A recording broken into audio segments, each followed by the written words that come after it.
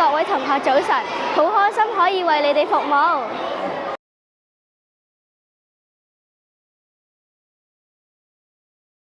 風紀姐姐，多謝你哋每日小息後帶我哋返課室。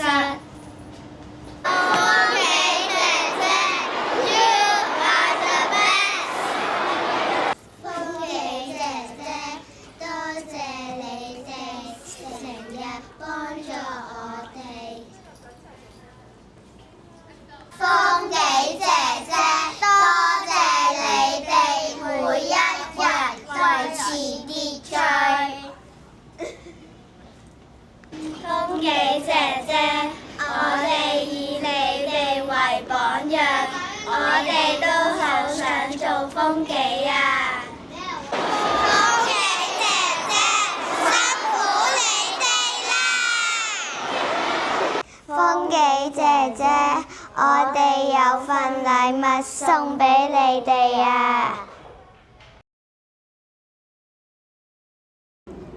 風紀謝謝你們的愛心與耐心，考驗有你爭取。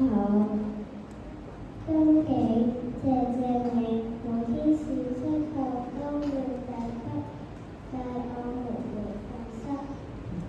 風紀姐姐，多謝你哋為學校維持秩序。大家好，我哋係今年嘅風紀隊長。我係6 A 班嘅麥亞芝，我係6 B 班嘅黃新橋，我係6 C 班嘅黎卓柔，我係6 D 班嘅顏卓柔。好感謝老師嘅信任同埋肯定，令我哋有機會擔任到呢個崗位。作為隊長，我哋時刻以身作則，做好榜樣。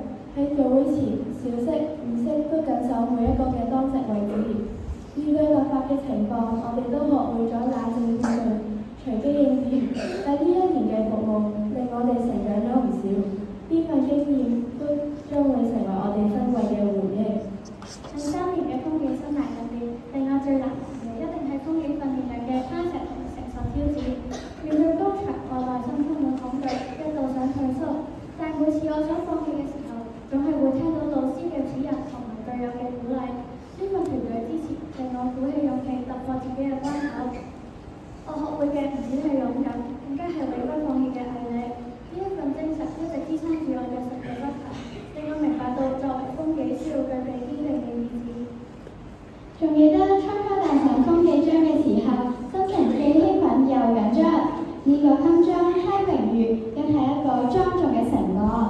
由我哋宣誓開始，我哋就答應服務同學，維持良好嘅校風。雖然有時同學唔聽勸諭，會感到有少少無奈，但係當我見到走廊安靜有序嘅時候，就覺得所有嘅付出都係值得嘅。呢份嘅滿足感，正正就係我最大嘅推動力。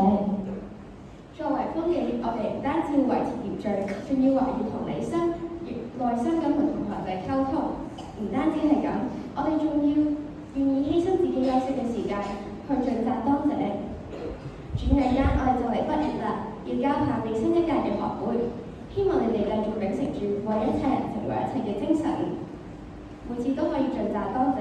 願你哋一齊努力，令校園變得更加美好。多謝